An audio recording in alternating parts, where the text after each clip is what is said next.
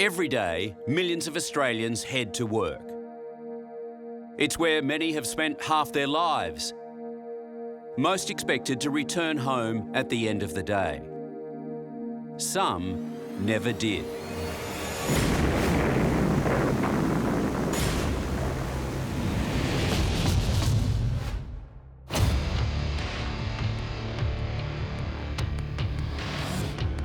In this episode, death underground, survival against the odds, and amazing escapes, deadly demolition, and construction gone wrong. On Savage Australia, Deadly Industry.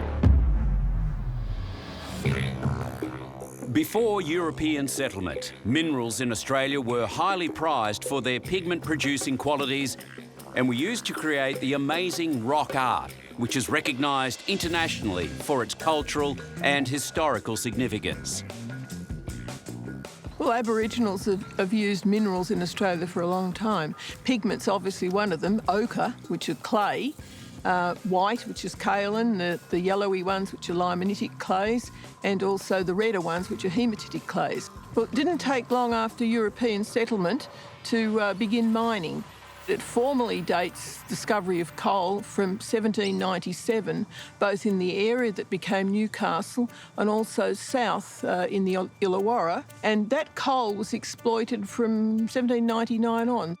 But it was the gold rush of the 1850s that attracted the attention of the world, with immigrants flocking all over Victoria and New South Wales, including towns like Ballarat and Bendigo, to seek their fortune. Soon, Australia was producing over 1/3 of the world's gold. The 1850s in part was the era of the individual and the small group miners, men panning, women panning too, cradles and so on, very low-tech. Some had no luck. A few struck it rich. Gold mining continued, and you got development of machinery and a whole new industry, which is far more technologically based, was developed over time. The men of the Golden Mile work under the earth in a maze of drives and tunnels and shafts. 1,000 feet below the surface, 2,000, 3,000, 4,000 feet under the ground, ripping out millions of tons of ore with machines and high explosives. Australia now, because of all of the exploration and the developments and the ongoing mining we have, we're one of the world's largest producers of a whole range of minerals and energy. But along with the wealth and national prosperity came tragedy. Appin Colliery was one of a number of mines operating near the Illawarra escarpment in New South Wales. On the night of July 29th, 1979, a small mining community was rocked by a massive explosion.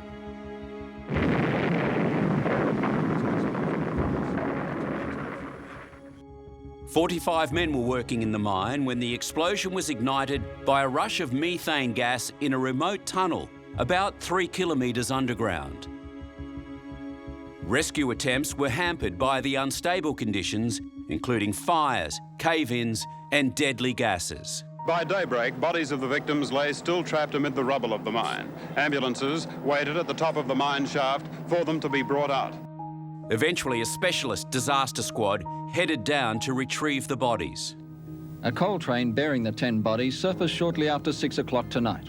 They were found 500 metres underground in a canteen just off the main shaft. Mine officials say the men were extremely close to the centre of the explosion. They had no chance of survival. The remaining bodies were brought to the surface throughout the day. 14 men died in the disaster.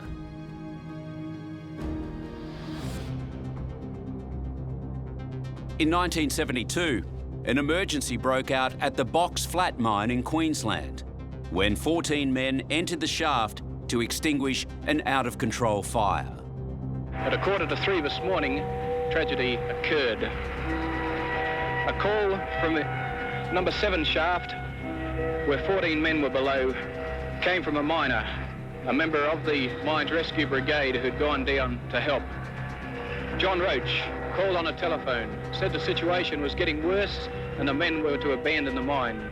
It is believed they are actually in the process of coming above when the blast occurred, burying these 14 below and instantly killing 3 men who were standing at the mouth of number 5 shaft. The mine was sealed that day. It was considered so unsafe to try and recover the 14 bodies still left in the mine. And that's a very sad thing when you have to leave the men there rather than at least recover their bodies. Yallourn, a thriving town of 4,000 people in the Latrobe Valley of Gippsland. Its powerhouse is the keystone of Victoria's light and power supply. This power comes from brown coal. Yallourn Powerhouse produces more than 2/3 of all the electricity used in the state of Victoria. The Morwell River has been moved 6 times to allow access to new coal deposits near the Yallourn mine.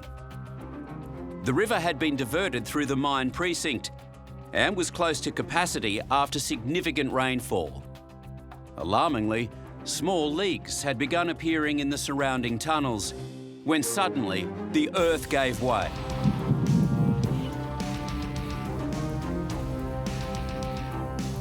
The land split open, forming a giant chasm, unleashing a raging torrent which poured into the open-cut mine. The scale of the damage was mind-blowing and entirely preventable, the result of gross mismanagement of the river system.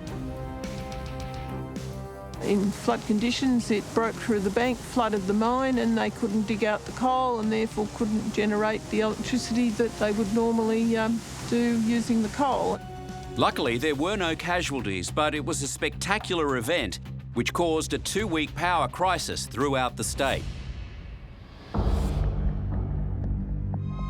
The Tasmanian town of Beaconsfield is in the heart of the Tamar Valley wine region, where the past is tinged with stories of gold, wealth and tragedy. Located on the western banks of the Tamar River, Beaconsfield was once Tasmania's richest gold town. On April 25th, 17 men set out for work underground at the Beaconsfield gold mine. 3 men would not come home: Larry Knight, Todd Russell and Brant Webb. All 3 would be working together that night. The joint task, 920 metres below the surface, was to line the walls and ceiling of the tunnel with steel mesh to guard against rock falls. It was a routine assignment on what seemed a routine day. It was just quiet as any other normal day. Actually, it was really good, actually. It was. It was bloody magnificent. Because normally there's something going on, you know, like the ground's always shifting and moving, you know. Most of the time you're hearing something or seeing something. Todd and Brant were working out of a basket. The third man, Larry Knight, operated a forklift cherry picker machine. It was this machine that held them there. But the quiet was shattered when a seismic event measuring 2.3 on the Richter scale, akin to a mini earthquake, occurred about 40 metres from where the 3 were working.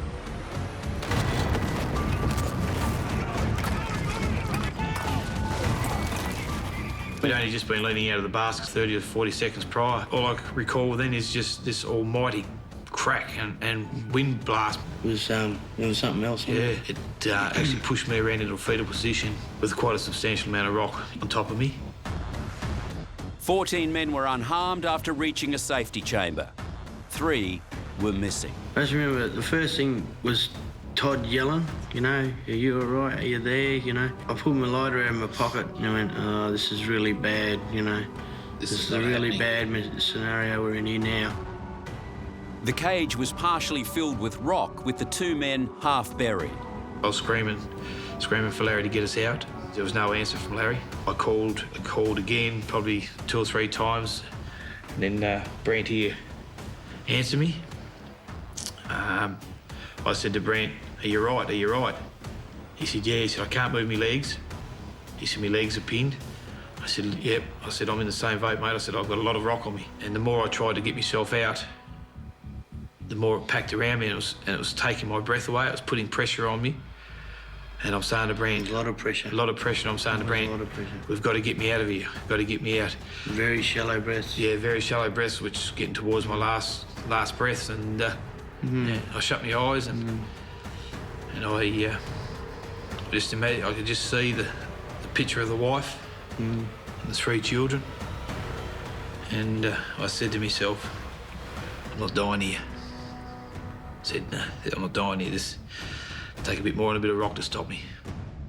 It was more than a bit of rock. Above them were tons of rock ready to fall in on them, and all that was holding them up was a piece of wire mesh. We had a section of mesh, that by that, to protect ourselves. The safety cage had been almost completely destroyed. Brant frantically cut away his clothing with a Stanley knife in order to reach Todd. I cut the straps off me to get myself out, and then I had to cut down the inside of my boot to get my foot out because there was just too much rock still there, but I knew the severity of Todd because he was going down pretty hard, weren't you? Yeah. Once Brant had freed himself, he was able to lift the rubble off Todd and let him breathe again. But the ordeal was far from over. I said, I'm gonna go and find a way out. There's got to be a way out. We followed the air, where the air was coming from, and that's what I was following. I was following that air. Brant then dug a tunnel through the rubble with his bare hands, trying to find a way out. He made a 5.5 metre tunnel before turning back. Brant got back in the basket. He was very wet and shivering with, what I thought was near hypothermia. So at that stage, I said to Brant, you've got to come close to me. So as much as he disliked it, he had to come close so I could give him a cuddle to give him a bit of body warmth, which, it really worked well. Good evening. A major rescue operation is underway in Tasmania tonight, where a wall collapse in an underground gold mine has trapped 3 workers. No one had felt the tremor at the time, but the aftershock was felt deeply. There is a very sombre mood around the community today. We're all working as hard and as quickly as we can. 15 hours after collapse, a remote control earth mover with a camera is sent in to evaluate. It was a bad situation, but there was one positive, and it kept them alive. We had very limited water. We had a drip, and we're pretty lucky because it was groundwater. If it was mine water, we'd end up with diarrhoea and, we'd be in a hell of a state then. I had a music bar in my pocket, and then about day 2, I said, Todd, I've been holding out, I've got a music bar, and we cut it in half this thing, But Brant said, we'll wait 24 hours. Yeah. I said, no worries, we'll stretch it. Then he said, we got to that 24 hours, I'm not hungry, we'll wait another 24. Yeah. So in the end, it got to ended up 48 hours, and I said to Brant, we've got to cut this thing in half. Measured it up, so he gave me half, and he took his half, and we'd be sitting there, taking just the littlest bites and putting it back in the pocket. As the rescue continued on day 3, worst fears were realised. 7:22 this morning, one body was found during the rescue process at the Beaconsfield mine site.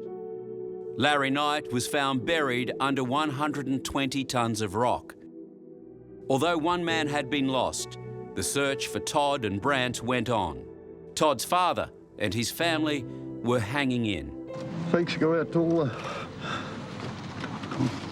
still working the rescue attempt to bring Todd and Brant home. On day 5, rescuers began blasting a new tunnel, detonating at least 6 explosive charges. 4 and 5 were pretty horrific days for us. We didn't know if they touched the machine, if it was all going to cave in on us again. It was this thing where, oh, geez, I hope they're coming, but geez, I hope they don't touch nothing.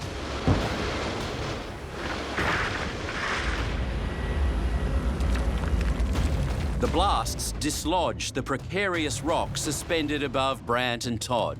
They frantically tried to clear it, not knowing if the next blast would mean their end. It was a bit daunting, but you kept telling me it's a rescue, they never go into recovery mode.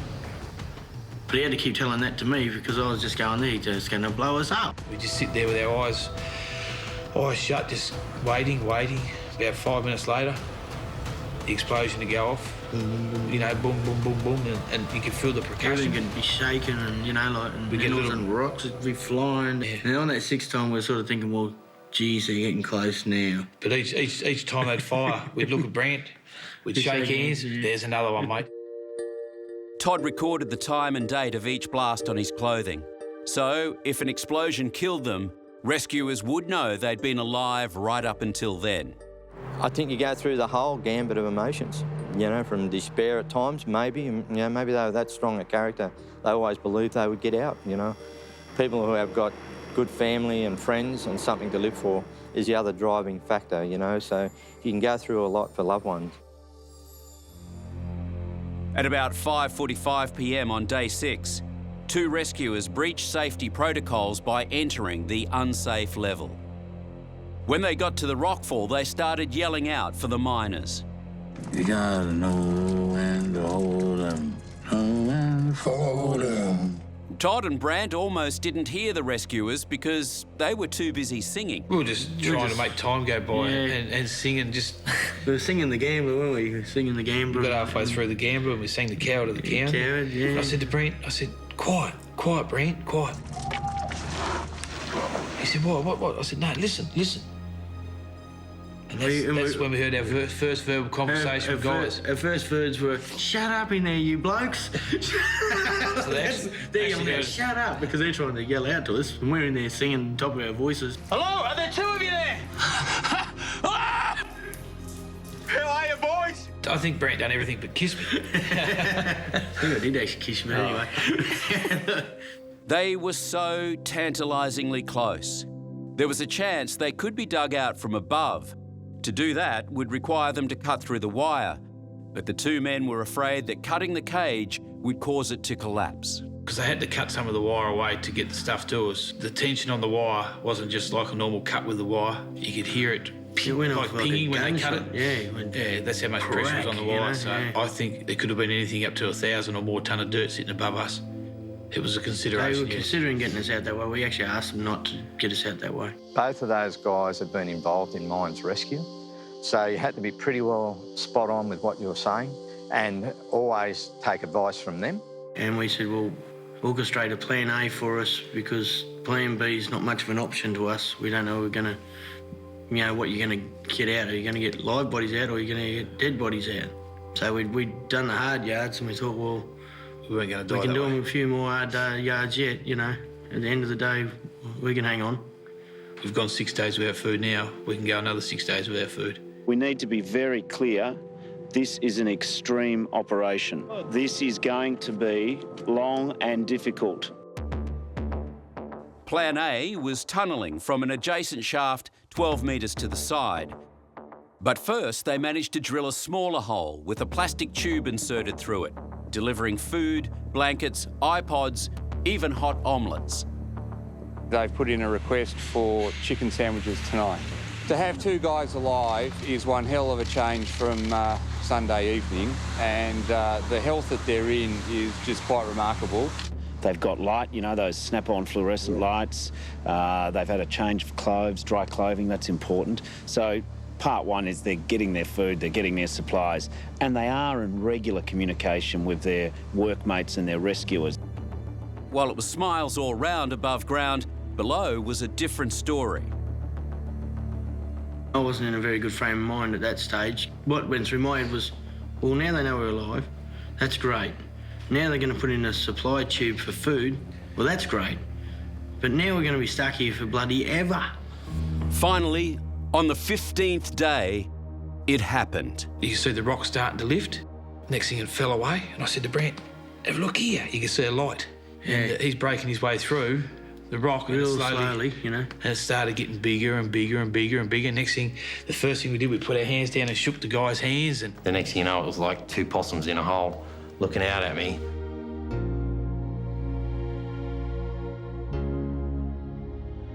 Brant was the first to be extracted, then came Todd. Pull them out on their back, we put them into a troopy and bring them into a holding area before we brought them above ground. And that's where we had a medical team. And I said to this doctor, I said, look, mate, I said, we are walking out of here whether you like it or not. I said, and we are having a shower. We walked into that cage to go underground. We're going to walk out to tag off. What's the first thing you're going to say to your dad? Took your time. Yeah.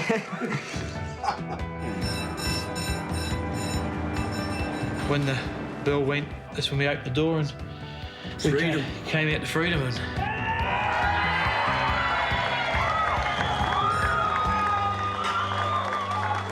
just to see that amount of people standing there, and it was mind-blowing, you know.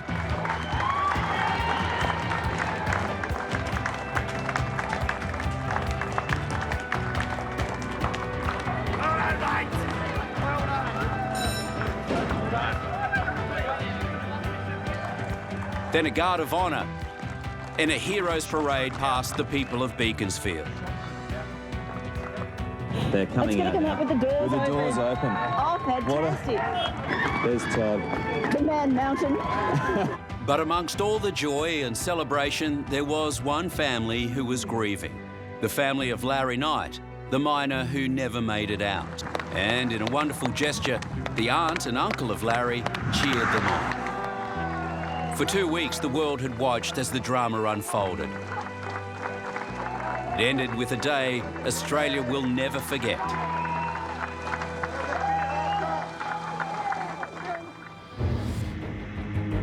The greatest structures stand as a testament to man's ingenuity and enterprise, but often they also stand as a memorial to those who lost their lives during their construction. The industry is inherently dangerous.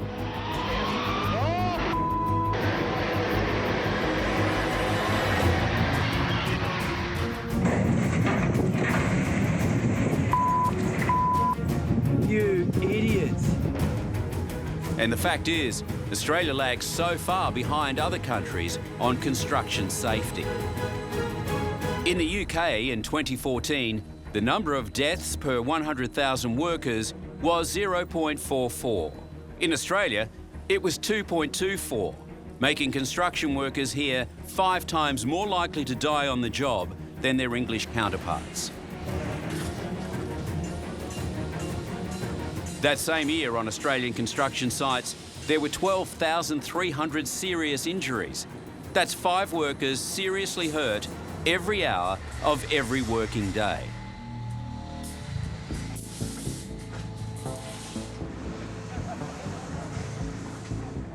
Even relatively minor construction projects can result in tragedy. A fire had broken out on a crane in a busy Sydney construction site.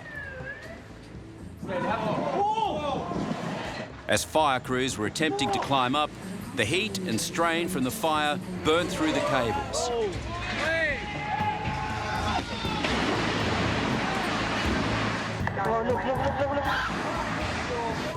The boom buckled and collapsed onto the construction site below. One man with a fire extinguisher was still 65 metres up when the crane dropped. It was a mad scramble to get down. It was a very brave effort for the crews to go ascend that height. Amazingly, no one was injured.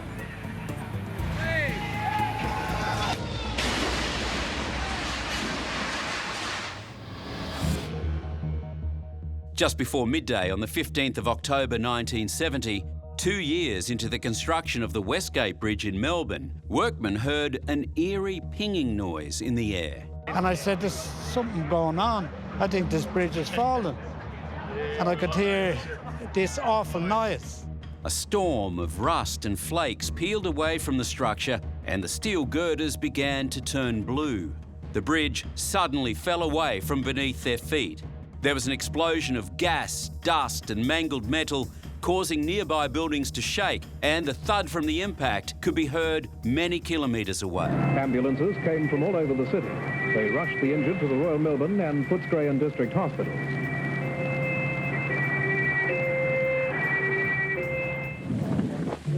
At the moment they're bringing in a large crane. Apparently there are quite a few people trapped underneath the wreckage, and it's, of course, terribly heavy. And the problem is, of course, to get the debris off the people who are trapped underneath. We do believe that there are quite a few people trapped underneath who are alive, but the problem is getting this mass of concrete and steel and girders and pylons off so that the rescue workers can get at the people who are trapped.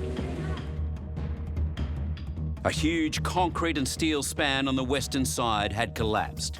It was over 100 metres long. The 2,000-tonne mass plummeted 50 metres and crashed into the workyard and Yarra River mud below. Dead and injured were being brought out of almost inaccessible spots. This man was alive. He might have been saved by the fact that he fell into thick mud. Many of the workers who perished were on a lunch break in the huts directly beneath the structure when it fell. Well, actually, it was nearly time for dinner when the accident happened. And I just happened to get on the lift, one of the lucky ones. And when I come on the ground there, I happened to see everything coming down. I don't know what I felt, I tell you the truth. I just broke down. Others were working on and inside the concrete girders, and some died after riding the concrete and steel to the ground. Police skin divers were called in to search the river for bodies. It's thought that 67 men were working on the top section of the span when it collapsed. They either fell with the bridge or were flung into the river. The tragic failure of the bridge was caused by a removal of a number of bolts in plating near the midspan in an attempt to straighten out a buckle in one of the 8 panels. As the bolts were removed, the bridge snapped back and the span collapsed. 35 workers were dead. It is still Australia's worst industrial accident outside mining. There it is.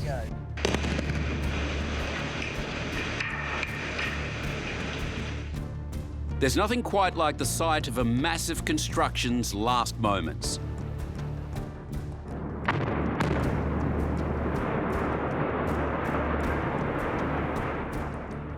The demolition of these power stations went strictly to plan, destroyed much quicker than it took to put them up.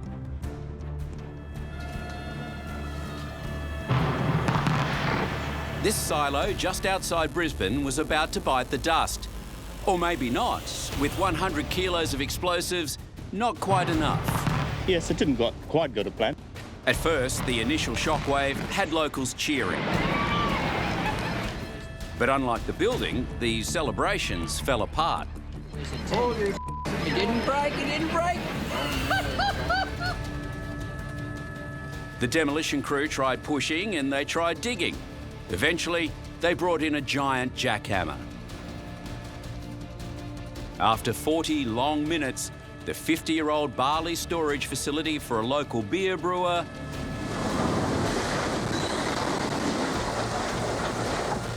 was now 4,000 tonnes of rubble.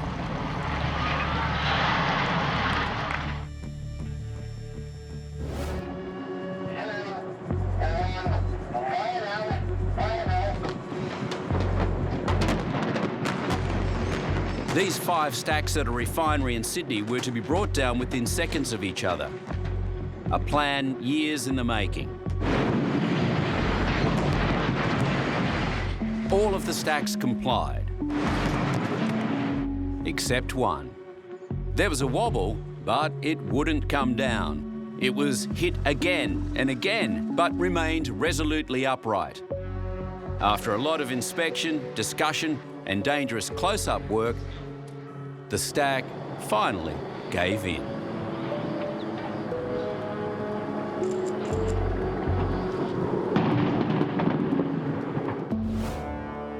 But there was one fateful demolition when mistakes led to a terrible tragedy. It was the morning of the 13th of July, 1997, and the crowds lined the shore of Lake Burley Griffin in Canberra to witness the implosion demolition of the old Canberra Hospital. Boats of all types took up the best vantage points as the countdown approached.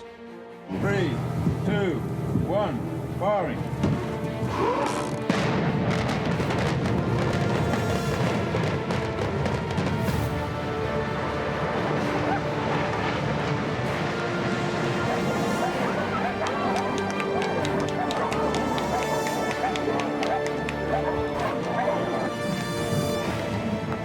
But things went badly wrong as the blast catapulted huge chunks of debris hundreds of metres across the lake and into the crowded foreshore.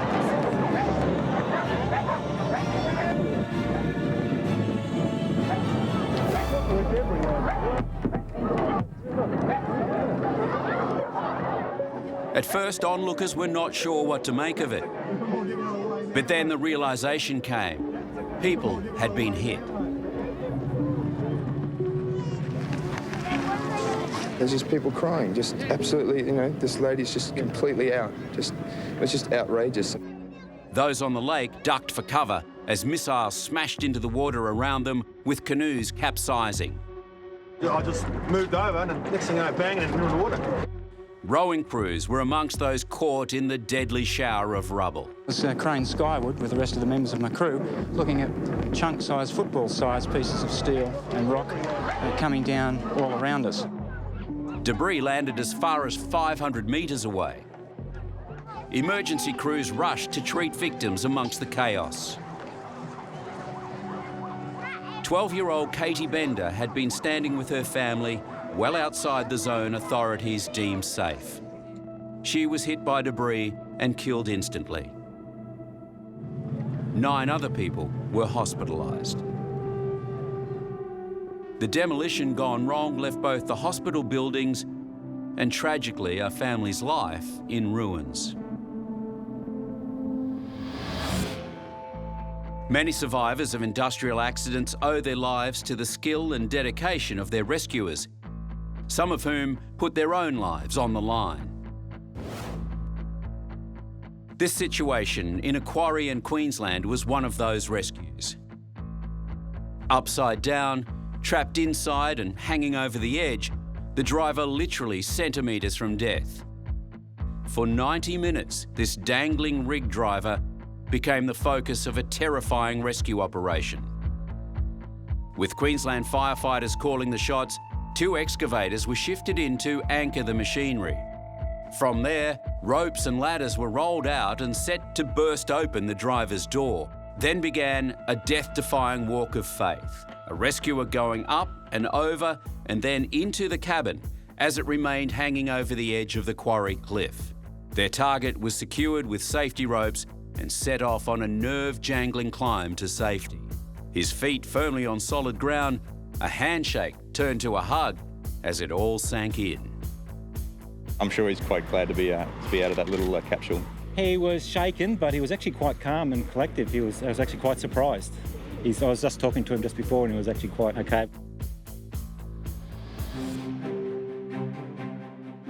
High in the sky, these domestic daredevils really earn their money. It's an office job with a difference. In 1989, Sydney city workers heard a noise like thunder, looked up and saw 2 men in a window cleaning carriage that was tilted to one side and falling rapidly. The cable ran loose, spiralled, it snapped, and it free fell probably from about the 2nd floor. The noise gave pedestrians enough warning to run clear of the falling platform, which bounced into the windows of the building, then crashed to the pavement. And it was sickening to think that somebody was in there and has been seriously injured, if not worse. One of the men was catapulted off the gantry and died instantly. His workmate rode the carriage down and was attended to by city workers before paramedics arrived. He suffered head wounds, lacerations and internal injuries. Other building workers were clearly shaken by the incident, and a group of school children were completely overwhelmed by what they had seen. In 2015, this was the scene that confronted Sydney workers as a window cleaner hung from his harness, silent but alive and clearly in agony. He and another man had plunged from near the top of this building in their window cleaning cage. Very quick, so it's almost like a penny dropping. It was that quick. Starting to move downward rapidly, sort of spooling down the building like a yo-yo would come down. The men fell 12 stories, with the office workers inside hearing and feeling it plummeting. Just a whole lot of shaking, and obviously my colleagues in the office were panicking and screaming. We just saw the ropes just going at a rapid pace. As the basket fell onto the roof, one of the guys actually threw out like a projectile, and the harness actually saved his life because he ended up being about dangling 3 metres off the floor. He bounced over the awning, cantilevered over the side, and was just hanging about 8 foot off the ground. He hung there until a quick-thinking passerby came to his rescue. We were just driving along the road and the guy was hanging over the edge, and we just pulled up underneath him to take his weight, so we cut the harness off him. Rescuers arrived to find the two men down, one lying on top of a ute, another on the awning next to the cage. Both, miraculously, alive and conscious. Quite significant injuries, including leg injuries, back injuries and internal injuries. It's clear the result could have been much worse for both the window cleaners and the people below. Lucky that the awning was there because people were walking underneath. It would have killed people 100%. In a tiny dam on an isolated property near Foster on the New South Wales coast sits a mini excavator. Dan Miller had been working alone when the dam wall slipped away. On the dam wall, doing nothing major, just moving rocks, planting plans, looked at the dam, thought, oh yeah, I'll take a couple of scoops of mud out, the track shifted, it's no big deal, anyone driving an excavator does it all the time. Moved the bucket again to try and brace myself, and then it was too late, it was going. The excavator ended up in the dam with Dan trapped beneath it. Didn't have time to jump clear. I hit the water, went under. The next thing I feel is the roll bar come across my back, and I'm completely underwater. It's very soft, very muddy. So I thought, I've got to get to the surface, push my arms up into the mud and grab a mouthful of air. I pushed myself up for 10 minutes. I screamed as loud as I could. And then I just screamed, help, help, help, help, help. Hold it for as long as I could, and went down, rest, breathe through the nose for a while. And by that time, a lot of crap from the water, diesel and hydraulic fluid, so it was just all through my nose, short breath. So I take a while, then push myself up, help, help, help, help. Went to a very rational place. Thought, I could just give up. There's no way, I'm not letting my daughter. I must think about how they're going to find me, face down in a dam, dead. On my property. It's like you can't, a 4-year-old, a 9-year-old and your wife. So that wasn't going to happen. Well, not without a fight. And then I saw the blue Subaru come up the road. I was, oh. So I was euphoric by then. And then I saw her walk around onto the dam wall, and poor thing, I felt so sorry for her. I felt more sorry for her than myself. The look on her face was just terror. She said, what should I do? I said, call Donnie, call Reg, the neighbours. How he kept himself like arched up with his nose above the waterline was quite incredible for that amount of time. I don't know how he's done it, but it's obviously the willpower to live. The fireys stabilised the machine, climbed in the dam with me. They're just legends. They're just, mate, this is what we're going to do. Try and dig you out. Stuck their hands down in the mud, dug me out, and everyone just got in the dam and shuffled me out. Hosed me down, and yeah, they were just awesome. They were amazing.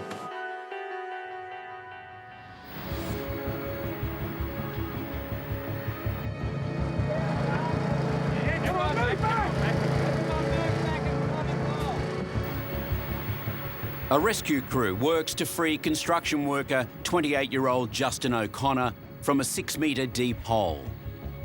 It should have been a relatively straightforward operation. He fell into a hole, wasn't seriously injured, but he became wedged at the bottom of a rather deep hole. He just needed to be extricated.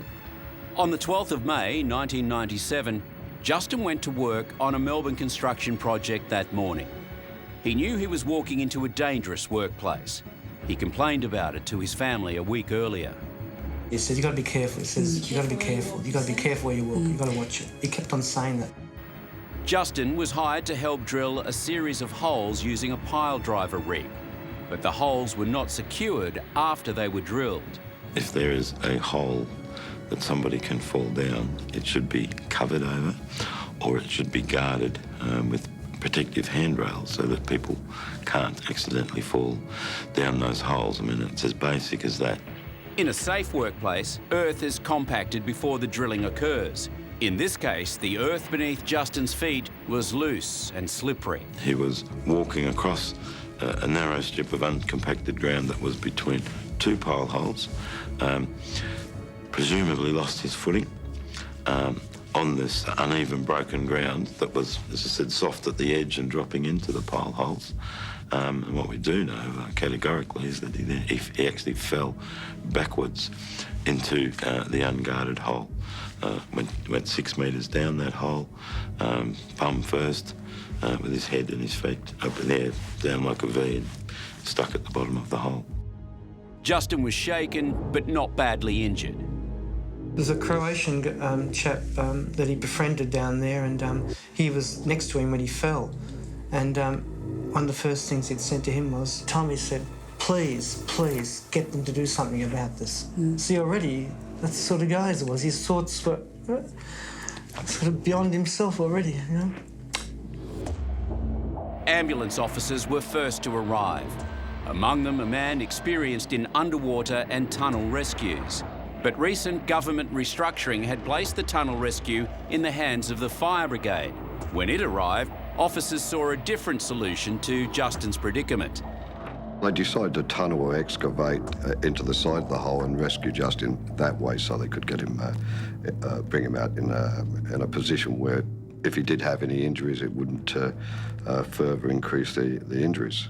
It's normal procedure in a trench collapse, but this clearly was not a trench collapse. It was a gentleman who'd fallen down a drilled hole, and the hole was stable. Meanwhile, water, thought to be from a drain punctured a few days before, began seeping into the hole. Justin tried to alert his rescuers about the water as it rose around him. They told him he'd been watching too many movies. He knew he was in trouble and kept warning them. They continued to ignore him. He was coherent, he was patient, and he had a lot of courage. They should not have dismissed his cries. At some point, the rescuers realised that pumps and breathing equipment was urgently required. But the pump they had was the wrong type, and their breathing equipment would not work underwater. He was clearly drowning, and the rescuers were gripped by panic. Come on, pull the cord.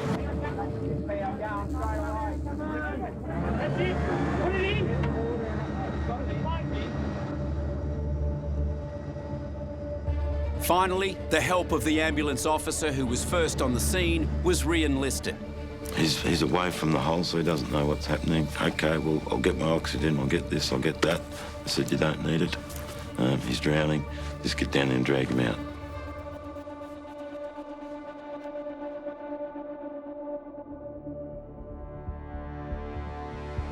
An hour and 40 minutes after falling into the hole, Justin was dragged out in a coma. They could have changed course, but they didn't. There's a lot of stupidity there, we feel, you know, a little bit of arrogance. Justin died 5 days later. Clearly, in the hindsight, this man could have been saved and he should have been saved.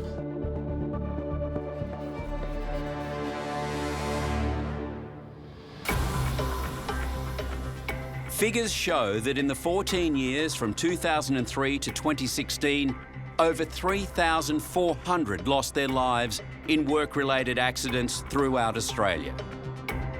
Risk management, improved technology and maintenance, and occupational health and safety regimes have combined to limit the carnage on the job. But when things get desperate, it's the rescue and emergency services we ultimately rely on. People ask why you do those things, and the human value of what happens in these disasters is what it's about. That's what charges our battery to do it again.